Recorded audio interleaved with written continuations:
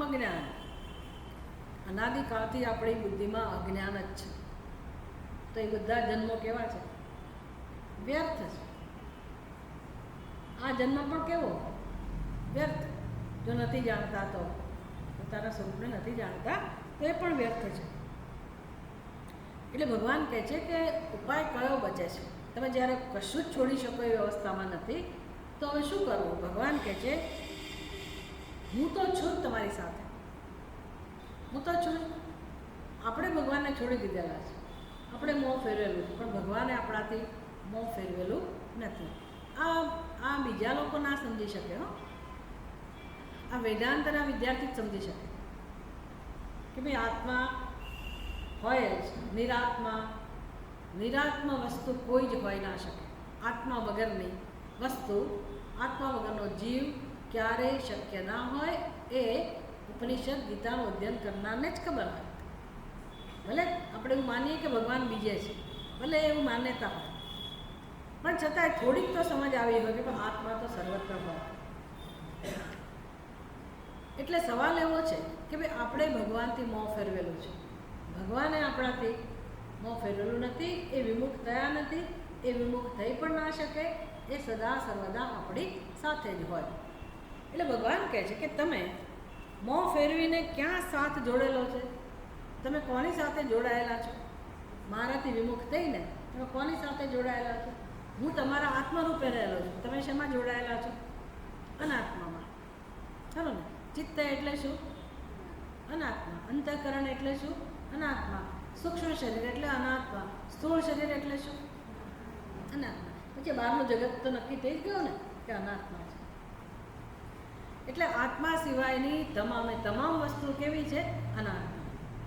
અને આત્માને આપણે હોવા છતાંય એની નોંધ લેતા નથી. અને આ શરીરમાં અહંભાવ, એનો અર્થ કે આપણે અનાત્માને પસંદ કરેલો છે, એની સાથે જોડાયેલા છીએ બુદ્ધિમાં. એટલે ભગવાનની દયાથી એટલું સારું છે કે આત્મા ક્યારેય અનાત્મા સાથે જોડાઈ જ ના શકે. ક્યારેય એક ના થઈ શકે આત્મા અને અનાત્મા. એ હંમેશા ભિન્ન જ હોય. પણ આ બધું ક્યાં થયેલું છે? જો એ સમજાય તો બહુ સારી વાત છે. બધા ગોટાળા ક્યાં છે? બુદ્ધિમાં. બુદ્ધિમાં જે તકલીફ છે ને એને કારણે આપણી આ દશા છે. બાકી આત્મા તો ભિન્ન જ છે. પણ હું માનું છું કે ના, હું તો આ શરીર, હું તો આ મન, હું તો આ બુદ્ધિ વગેરે. ભગવાન કહે છે મય એટલે કોણ? તો કે તારો આત્મા, તારા આત્મ રૂપે રહેલો હું. અને એના માટે શબ્દ છે તુરીય. તુરીય એટલે ચતુર્થ. કેમ મેં તુરીય શબ્દ વાપર્યો?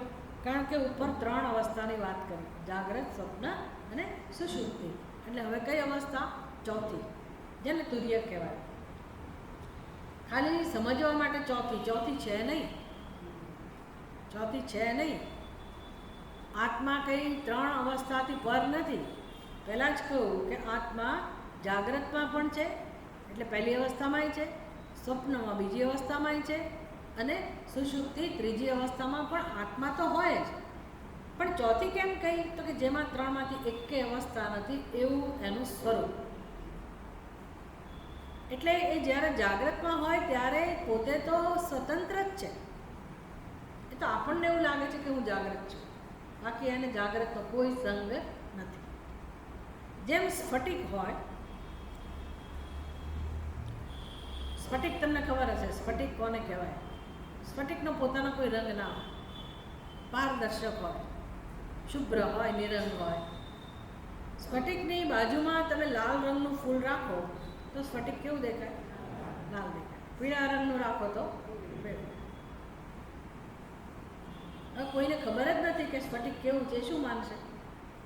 સ્ફટિક લાલ છે, કોઈ એમ કહેશે કે સ્ફટિક પીળા રંગનો છે. હવે જ્યારે સ્ફટિક લાલ રંગનો કે પીળા રંગનો જણાય છે ત્યારે સ્ફટિક છે કેવો? સ્વયં કેવો છે? એ દેખાય છે લાલ, લાલ થઈ જતો નથી. એને કોઈ રંગ સ્પર્શતો જ નથી. એવું જ આપણા આત્માનું છે.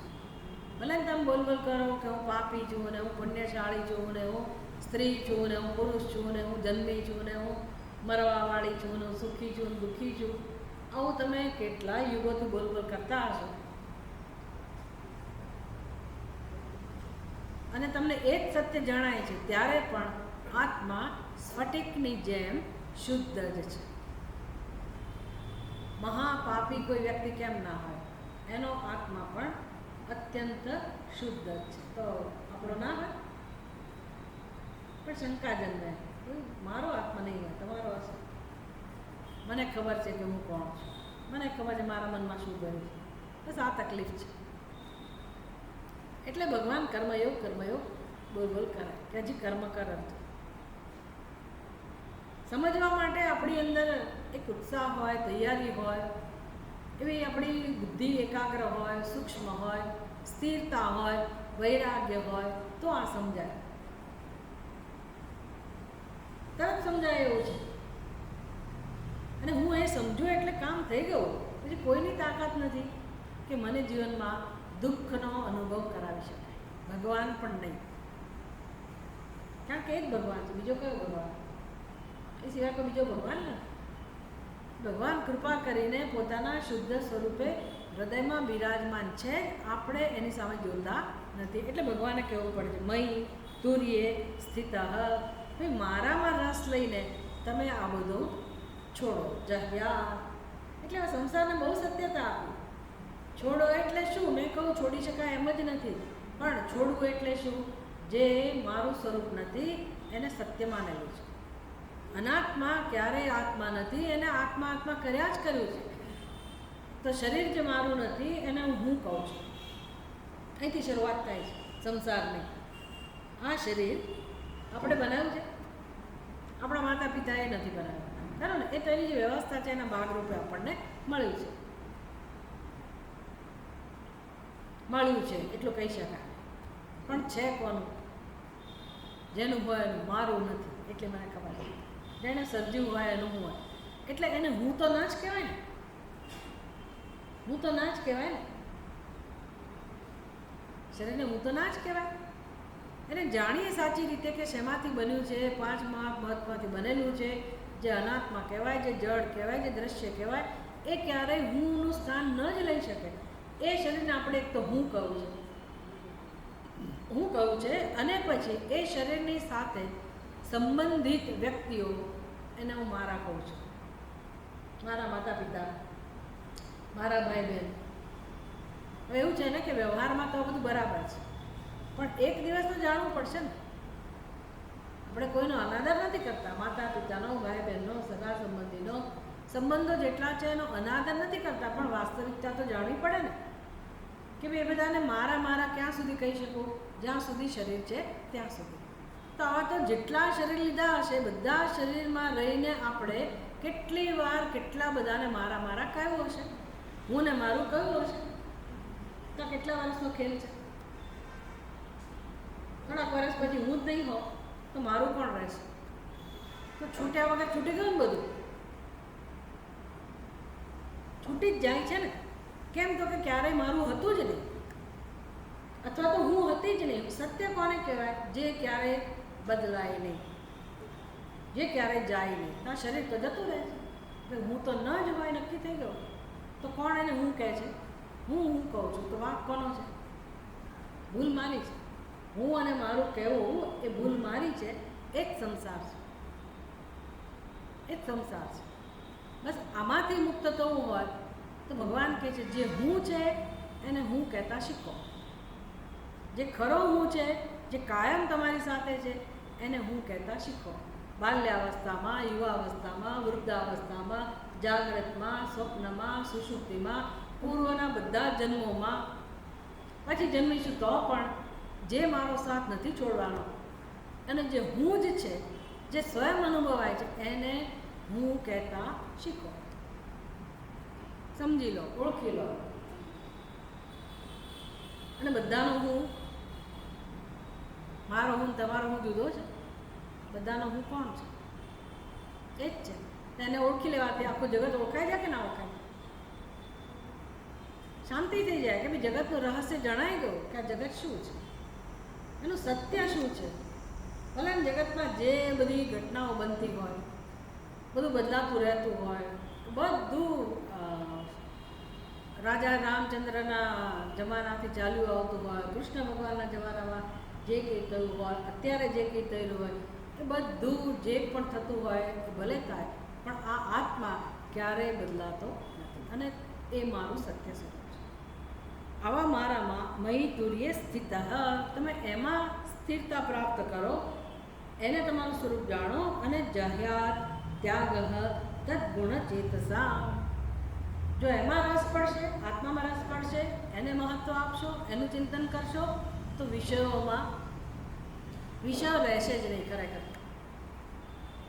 ભક્તિમાં કેવું છે, ભગવાનમાં મારું ચિત્ત પરોવું તો પછી વિષયોમાંથી રસ જાય.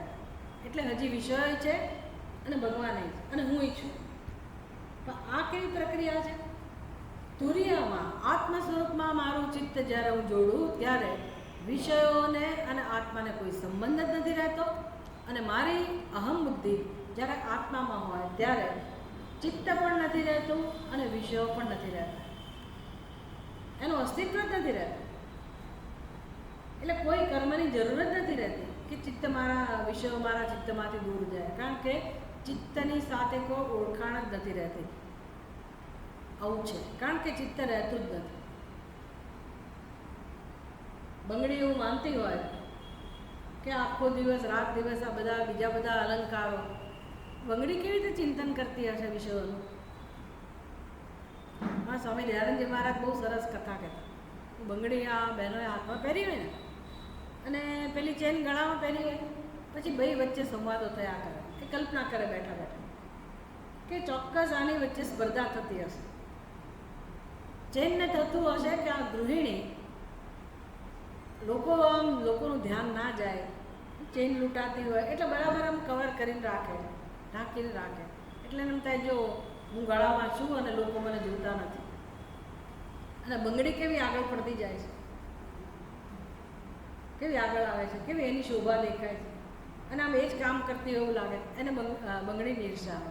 બંગડીને શું થાય, આ ગૃહિણી મારી સાથે કેવો વ્યવહાર કરે, વાસણ સાફ કરે, કપડાં ધોવે ને મારા પર સાબુ ને મેલ ને બધું આવો કરે, મારી એટલી ખરાબ હાલત. અને ચેનને કેવી સાચવીને રાખે, એને કેવું આમ કોઈ ગંદકી ફેલા અડે જ નહીં. આમ બંને વચ્ચે સ્પર્ધા. અને હવે માની લો કે બંગડીને સનક આદિ જેવો પ્રશ્ન થાય, હવે આખો દિવસ આ બધાનો વિચાર આવા કરે છે, બંગડીને ચેનનો વિચાર આવે, પછી બંગડીને બુટ્ટીનો આવતો હશે, બીજા બધા ઘરેણાનો આવતો હશે, નાના મોટા બધું થતું હશે. હવે એને શાંતિ નથી થતી. હા, બધું હોય ત્યાં સુધી શાંતિ કઈ રીતે હોય? તો બંગડી જાય ભગવાન પાસે કે આપણી પાસે આવે કે સોની પાસે જાય, મને આમાંથી છોડાવો, મને મુક્ત કરો, આ બધાથી હું કંટાળી ગઈ, મારા મનમાંથી આ બધું રાગ દ્વેષ જતો નથી. સોની શું કહે છે? તું તારું મન સોનામાં પરો કહે છે ને. માની લો કે એ ઈશ્વર એટલે સોનું પોતે, તો સુવર્ણ એવું જ કહે છે ને કે તું તારું ચિત્ત મારામાં પરો. તો જેવી બંગડી સોનામાં પોતાનું ચિત્ત પરોવે, તો હવે એને ચેન દેખાય, બીજા અલંકારો દેખાય? કેમ ના દેખાય? કારણ કે એને બંગડી જ નથી દેખાતી.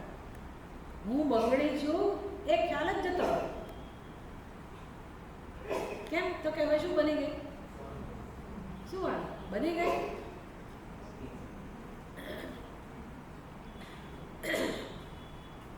બની ગઈ તો આપણે બ્રહ્મ બની જઈએ? આપણે બ્રહ્મ બનવાની જરૂર છે? મયી ચિત્ત મયી તુર્યે સ્થિત. ભગવાન કહે છે તમે મારામાં સ્થિર થાઓ. કયા ભગવાનમાં સ્થિર થવાનું? કયા ભગવાનમાં સ્થિર થવાનું? આત્મામાં. શું? આત્મા બનવાનું નથી. હું આત્મા છું. અને પછી એ સુવર્ણ બંગડીનો આત્મા છે, બંગડી રૂપે દેખાય છે. એમ આ ઉપાધિના રૂપમાં, ચિત્તના રૂપમાં, વિષયોના રૂપમાં એ જ આત્મા છે. એટલે આત્માને ક્યારેય આ બધા સાથે સંબંધ હતો નહીં, છે નહીં. પણ જો હું ચિત્તને હું સમજવા માંડું તો વિષયો સાથે સંબંધ થવાનો. બસ ભૂલ સુધારવાની છે, બીજું કંઈ કરવાનું નથી. તમને એ સરળ લાગે તો એ કરો, નહીંતર પછી એવું લાગે કે ના ના હજી હું ભક્તિ કરું, હજી હું આ કરું, ઉપાસના કરું, એ કરતાં કરતાં તમારું ચિત્ત ભગવાનમાં કરો અને વિષયોમાંથી મુક્ત થવું, તો એક દિવસ ભગવાને હજી પરીક્ષા લેવી પડશે. રામકૃષ્ણ પરમહંસને આ તકલીફ હતી એવું સાંભળ્યું છે. એમના ઉપાસ્ય દેવતા કોણ હતા? કાલી. બહુ મોટા ઉપાસક ને, રામકૃષ્ણ જેવા તો કોઈ છે ને. એમને અશાંતિનો અનુભવ થતો હતો અને એમના ગુરુ તોતારામ, હા તોતાપુરી, એમણે શું કહ્યું ખબર છે? તલવાર હાથમાં લે અને કાલીનું મસ્તક છેદી નાખ. આવું કરી શકે રામકૃષ્ણ? માતા છે કાલી, એ કેટલું મસ્તક છેદી શકે? પણ ના, તારે કરવું જ પડશે. એટલે શું? મસ્તક છેદી નાખ એટલે શું? કાલી તારાથી ભિન્ન નથી. તારી અને કાલી વચ્ચે જે અંતર રાખ્યું છે કે મારી માં, એટલું અંતર છે, એ પણ ભૂસી રાખે. ઉપનિષદ પણ આવું શીખવાડે છે. કે ન ઉપનિષદ ન એતદ યદિદમ ઉપાસતે, કે તું જેની ઉપાસના કરે છે એ તારું સત્ય નથી, એ તારાથી ભિન્ન નથી. તું એની આ રીતે ઉપાસના ના કર. ઉપાસક અને ઉપાસ્ય એવા ભેદ પણ જતા રહેવા જોઈએ, કારણ કે બંનેનો આત્મા એક જ છે. એટલે જ્યાં સુધી મીરાબાઈ પણ કૃષ્ણ ભગવાનને સંપૂર્ણપણે સમર્પિત ના થઈ જાય, પોતાનું અસ્તિત્વ જ્યાં સુધી મિટાવે નહીં, બુદ્ધિમાં કરવાનું છે, એવું નથી કે શરીરને મિટાવવાનું છે, પણ મીરાબાઈ જ્યાં સુધી કૃષ્ણ ભગવાનને આત્મરૂપે ન જાણે ત્યાં સુધી એની વિરહની વેદના જાય નહીં. કારણ કે ભેદ જ નથી, અને ભેદ કાલ્પનિક છે, કલ્પનાથી ઉત્પન્ન કરેલો છે. કલ્પના શેનાથી જાય? કલ્પના જાય કે ના જાય? કલ્પના કોણે કરેલી છે? ભગવાને કરેલી છે. કલ્પના આપણે કેવી કલ્પના કરી છે? પહેલી કલ્પના આપણે કઈ કરેલી છે? સૌથી પહેલી કલ્પના જેને કારણે ભગવાનથી જુદા પડી ગયા, પહેલી કલ્પના કઈ કરી છે? હું એટલે આ શરીર. કોઈ કીધું નથી, માની લીધું છે, હું એટલે આ શરીર. વિચાર નથી કરતા. વિચાર કરીએ તો બુદ્ધિમાન મનુષ્યને શાસ્ત્રના અધ્યયન વગર પણ ઘણું બધું સમજાય કે શરીર હું કેવી રીતે હોઈ શકે, સમજાય વિચાર કરીએ તો. પણ આપણે ત્યાં એવું શિક્ષણ પણ નથી આપતા. સંભાવ જગત વિશેનું શિક્ષણ પણ નથી અપાતું. પહેલાંના જમાનામાં અપાતું હતું, પણ બાકી આપણી શાળાઓમાં પણ આવું કોઈ શિક્ષણ નથી. બાકી શું વાંધો છે? તમે જગતને સમજાવો તો શું વાંધો? અજ્ઞાન જીવનમાં છે એવું સમજાવો તો શું વાંધો? ઠીક છે, ચાલો હવે આગળ વધીને ભગવાન કહે છે, અહંકાર કૃતમ બંધમ આત્મનોર્થ વિપર્યયમ વિદ્વાન નિર્વિદ્ય સંસાર ચિંતાં તુર્યે સ્થિતસ્ત્યજે.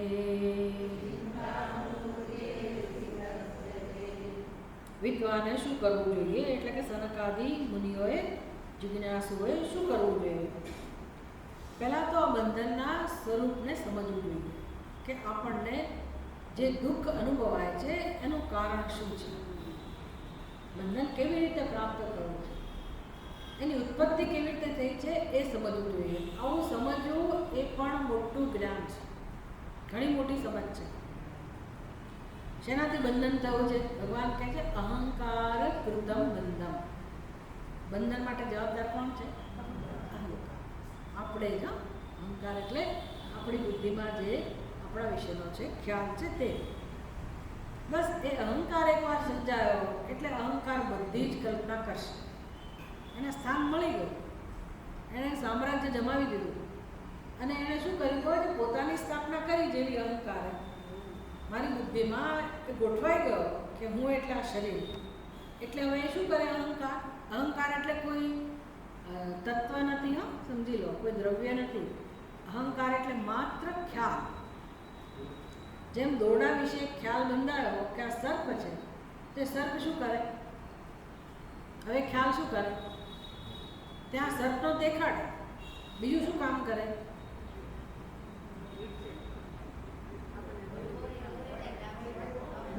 એ શું કરે? દોરડાને ઢાંકી દે. દોરડાને ઢાંકી દે. આમ નામ જ માયા. દોરડા બિચારો ત્યાં છે, નિર્દોષ છે, મારા માટે ડંકાઈ ગયો. દોરડાને કોઈ ઢાંક્યું નથી, પણ મારા માટે ડંકાઈ ગયું. કોણે ઢાંક્યું?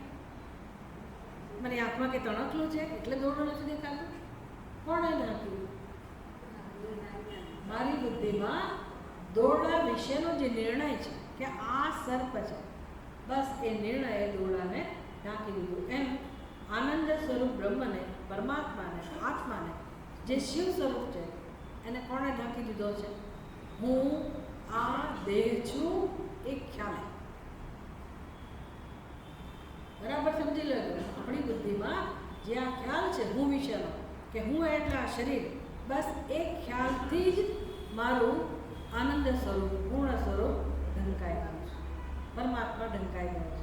હવે તમે બહાર પરમાત્માને ગમે ત્યાં શોધો, દેખાય, પણ હું તો કેવી? જે બધે પરમાત્મા દેખાય, પણ મારામાં દેખાય. જ્યાં સુધી મને મારામાં પરમાત્મા ના જણાય, ત્યાં સુધી પૂર્ણ રૂપે ભગવાનનું દર્શન થયું કહેવાય નહીં. અને એ કેવી રીતે દેખાય? કેવી રીતે દેખાય? પેલો ખ્યાલ જાય ત્યારે, હું વિશેનો ખ્યાલ જાય ત્યારે, અહંકાર જાય ત્યારે. હવે અહંકારે શું કર્યું? મારા પૂર્ણ સ્વરૂપને તો ઢાંકી દીધું. ઉપરથી એણે પોતાનો સંસાર શરૂ કર્યો, જે આપણા દેશમાં 70 વર્ષથી ચાલે છે. સમજવાવાળા સમજી જાય. નવું ભણાવવું, ખોટું ભણાવવું, જે બધું ચાલી રહ્યું છે. હવે આપણને ખબર પડી કે અત્યાર સુધી આપણે શેનો ભોગ બને, હજી એ બની રહ્યા છે. હજી એ મૂર્ખ લોકોને સમજાતું નથી કે સત્ય શું છે. ચાલે જ રાખે. પણ એ તો હવે જે થશે, તો આપણે આપણું તો કલ્યાણ કરીએ કે મારા જીવનમાં બંધન કેમ છે. તો કે આ અહંકાર હવે શું કરે છે? પોતાનું ધાર્યું કરે છે, પોતાને જે કરવું એ કરાવે છે. અને આપણને એ ખબર જ નથી કે આપણો શત્રુ છે, અને ઉપરથી આપણને પ્રિય છે. એટલે આપણે આપણા નજીકના સગાવાલાની સાથે ઝઘડો કર્યા જ કરીએ છીએ, અને જીવનમાં ક્યાંય આપણને શાંતિ મળતી, સંઘર્ષ થયા જ કરે. આ અહંકાર કરાવડાવે છે. એટલે અહંકાર કૃતમ બંધમ આત્મનઃ અર્થ વિપર્યયમ. બસ પછી હવે મને મારા વિશે ખોટા ખ્યાલો જન્મ્યા જ કરે. માટે વિદ્વાને શું કરવું જોઈએ? નિર્વિદ્ય સંસાર ચિંતા. ને આ સંસાર કોની ઉત્પત્તિ છે? સંસાર કોની ઉત્પત્તિ થઈ? અહંકારની. આપણો સંસાર, બહારનું બધું છે એ તો ઈશ્વરનું છે. આપણી બુદ્ધિમાં જે સંસાર ચાલે છે કે તમે મને અનુકૂળ છો કે પ્રતિકૂળ છો, કે સારું છે કે ખરાબ છે, મારો જન્મ, મારું મૃત્યુ, આપણો સંસાર છે. એ ભગવાનનો સંસાર નથી. પણ આપણો જે સંસાર છે એનું કારણ કોણ છે? અહંકાર. એટલે કહે છે વિદ્વાને શું કરવું જોઈએ? અહંકારમાંથી જન્મેલા આ સંસાર પ્રત્યે વૈરાગ્ય કેળવવો જોઈએ. નિર્વિદ્ય અને તુર્યે સ્થિત.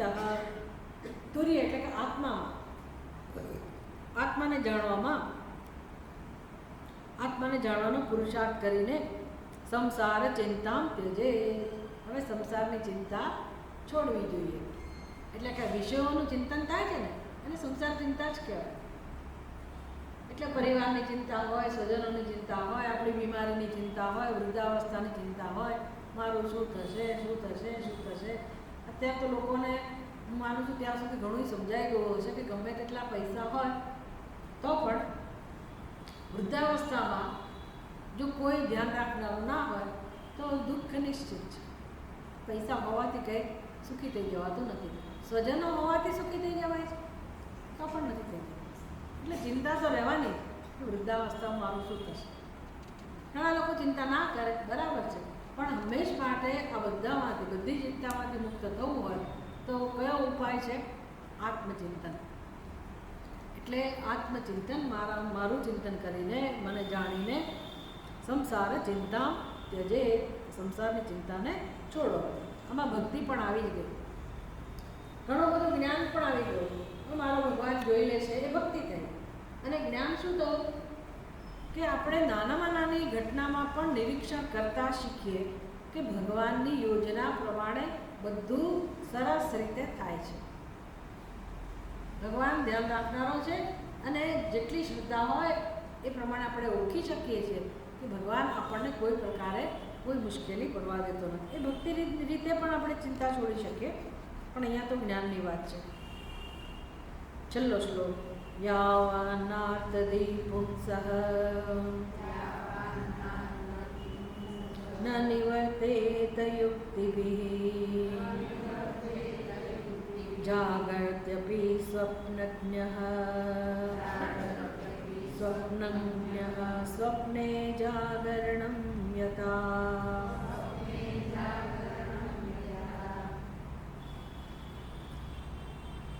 આ જ્ઞાન છે ને એટલે બહુ સુંદર રીતે આપણને બોધ આપી રહ્યા છે ભગવાન કે યાવત નાના અર્થદિહી, યાવત નાના અર્થદિહી, જ્યાં સુધી મનુષ્યની બુદ્ધિમાં નાના અર્થ, નાના એટલે અનેક, અનેક વિષયો, અનેકતા, દ્વૈત બુદ્ધિ, ભેદ બુદ્ધિ જ્યાં સુધી હશે ત્યાં સુધી નાનાર્થદિહી ન નિવર્તેત યુક્તિભિઃ. આ જે દ્વૈત બુદ્ધિ છે, અનેકતાની બુદ્ધિ છે. અનેકતાની બુદ્ધિ એટલે શું? જુઓ, અનેક બુદ્ધિ એટલે શું? અનેક હોવું અને આપણે અનેક માની લઈએ એક જુદી વસ્તુ છે. અને અનેક દેખાવા છતાં અનેક ન માનીએ એ પણ એક વસ્તુ જુદી છે. કોઈ રૂમમાં આપણે પ્રવેશીએ, જે રૂમમાં અનેક અરીસા હોય તો અનેક પ્રતિબિંબ થયા. વાટિકામાં જાઓ તમે, અહીંયા બાલ વાટિકા છે ને, નાનપણમાં આપણને બહુ લઈ જતા ઘરમાં, અને મોજ મજા કરવા જઈએ આપણે, મોજ મજા જ થતી હતી ને. તમે કોને જોતા હતા? મજા, ઝાડો પાડો માણસ નીકળે ને તો આપણે મનોરંજન, ઊંચો ઊંચો માણસ લાંબો લાંબો હોય તો આપણને હસવું આવે. બીજાને જે હસવું આવે બરાબર છે, આપણને કોઈ લાંબો જાડો ને એવું કહે તો અપમાન લાગે ને. પણ ત્યાં બાલવાટિકામાં પ્રવેશ્યા પછી તો તમે હસતા હતા. એવું કેમ હતું? તમને એમ કહે કે જાડિયા, એ લંબુ, તો બહુ દુઃખ લાગે. પણ ત્યાં તમે આવી રીતે જોતા હતા, તમને જ જોતા હતા, તો કેમ હસવું આવતું? કેમ હસવું આવતું? કારણ કે પોતાને લાંબા જોવાથી તમે પોતાને લાંબા સમજતા નહોતા, સત્ય બુદ્ધિ નહોતી. તમને તમારું સંપૂર્ણ જ્ઞાન હતું કે હું આવી નથી જ, ખરું ને? અને જોતા હતા. જો તમે હું આવી થઈ ગઈ, જો સત્ય બુદ્ધિ હોત તો શું હાલત થાય? હું આવી ક્યારે થઈ ગઈ? આટલી બધી જાડી હું ક્યારે થઈ ગઈ? હું આવી દેખાવું છું તો શું હાલત થાય આપણે? તો એ આનંદ ક્યારે લઈ શક્યા? જ્યારે તમને સત્યનું ભાન હતું, તમારું પોતાના સાચા સ્વરૂપનું ખ્યાલ હતો અને સામે દેખાય છે પણ એમાં સત્ય બુદ્ધિ નહોતી. અનેક પ્રતિબિંબ તમારા હતા પણ એમાં ક્યાંય સત્ય બુદ્ધિ ન હતી. તો અનેકતા હતી પણ સત્ય બુદ્ધિ નહોતી. એમ વિશ્વમાં અનેકતા છે, એની ના નથી, પણ કોઈ કોઈનાથી ભિન્ન નથી. એક નામ રૂપ બીજા રૂપથી ભિન્ન નથી. એટલું જ નહીં, બધા કોના પ્રતિબિંબ છે? તમારું મૂળ સત્ય શું છે? આત્મા. તો બીજાનું પણ શું છે? એના જળ પદાર્થનું મૂળ પણ ક્યાં છે? સચ્ચિદાનંદ સ્વરૂપ આત્મા. તો ઉપનિષદ ભણો તો સમજાય. આત્માથી ભિન્ન કોઈ નામરૂપ નથી, જળ કે ચેતન કશું. એટલે અનેકતા દેખાય છે, છતાં પણ છે કેટલું? તત્વ કેટલું છે? એક જ. અને બુદ્ધિથી દેખાય છે. પેલું આંખોથી લાંબા ટૂંકા દેખાતા હતા, પણ બુદ્ધિથી કેવો નિશ્ચય હતો? હું જ છું. આવો નિશ્ચય જ્યારે થાય, દ્રષ્ટા દ્રશ્ય વચ્ચેનો, જગતમાં જે અનેકતા છે એના માટેનો, જ્યાં સુધી આવો નિશ્ચય ન થાય ત્યાં સુધી અનેકતામાં સત્ય બુદ્ધિ રહેવાની, ત્યાં સુધી સંસાર રહેવાનો, ત્યાં સુધી દુઃખ રહેવાનું. એટલે ભગવાન કહે છે યુક્તિભિ નિવર્તેત, યુક્તિથી, ચિંતનથી, ઉપદેશથી આ જાણો કે ખરેખર અનેકતા નથી. જાણી બતાવો તો કામનું, બાકી શું? મનુષ્ય માટે ચેલેન્જ છે. બુદ્ધિમાન મનુષ્ય શું સહ એવો બુદ્ધિમાન, એ જ બુદ્ધિમાન છે. બાકી ભલે ને આપણે આપણી જાતને ગમે તેટલા ભણેલા ગણેલા બુદ્ધિમાન સમજતા હોઈએ, આ ના જાણીએ ત્યાં સુધી નકામું છે. બુદ્ધિમાન મનુષ્ય શું જાગૃતિ અપી સ્વપ્નજ્ઞ સ્વપ્ને જાગરણમ યથા. જો નથી જાણતા, આ સત્ય નથી જાણતા, તો તમે જાગતા હોવા છતાં પણ ઊંઘો છો. જાગતા હોવા છતાં પણ ઊંઘો છો. સ્વપ્ન જોતી વખતે બીજાની દ્રષ્ટિએ તમે જાગો છો કે ઊંઘો છો? તમે ઊંઘી રહ્યા. સત્ય પણ શું છે? ઊંઘી જ રહ્યા. પણ તમે શું કરો છો સ્વપ્ન અવસ્થામાં? જાગો છો કે ઊંઘો છો? સ્વપ્ન જોઈ રહ્યા હો ત્યારે તમે પોતાને કેવા માનો છો? ઊંઘતા માનો છો? તમે તેવું જ માનો છો હું જાગી રહી છું, પણ સત્ય શું છે? ઊંઘે. એમ અત્યારે આપણે આમ જાગીએ છીએ, બહુ બધું જીવન જીવીએ છીએ, પરાક્રમો કરીએ છીએ, સુખી દુઃખી થઈએ છીએ, પણ સત્ય શું છે? જ્ઞાનીની દ્રષ્ટિએ ઊંઘે છે. એટલે ભગવાનની દ્રષ્ટિએ આપણે ઊંઘે છીએ. યા નિશા સર્વભૂતાનાં તસ્યામ જાગૃતિ સંયમી, યસ્યામ જાગૃતિ સંયમી સા નિશા પશ્યતો મુનેઃ. એટલે ભગવાન કહે છે તમે જ્યાં સુધી આ નાનાત્વને, અનેકતાને સત્ય આપો છો ત્યાં સુધી તમે ઊંઘમાં જ છો. ટૂંકમાં સમજી લેવાનું. એટલે દુઃખ એને કારણે છે. તો શું સારું કહેવાય? જાગવું કે ઊંઘતા રહેવું? સત્સંગ વખતે ઊંઘતા રહીએ અથવા ઘડિયાળ સામે જોતા રહીએ તો મુશ્કેલી થઈ જાય. મારે શું કરવું પડે? થોડોક સમય લેવો જ પડે આ શ્લોક સરખો સમજવો હોય તો. મને ખબર છે કે હવે કોઈને કોઈ એવી ચિંતા ના હોય, ઘરમાં કંઈ લૂંટાઈ જવાનું નથી. 15-20 મિનિટ આમ થઈ છેલ્લા દિવસોમાં કશું જવાનું નથી. ઓમ પૂર્ણમદ પૂર્ણમિદં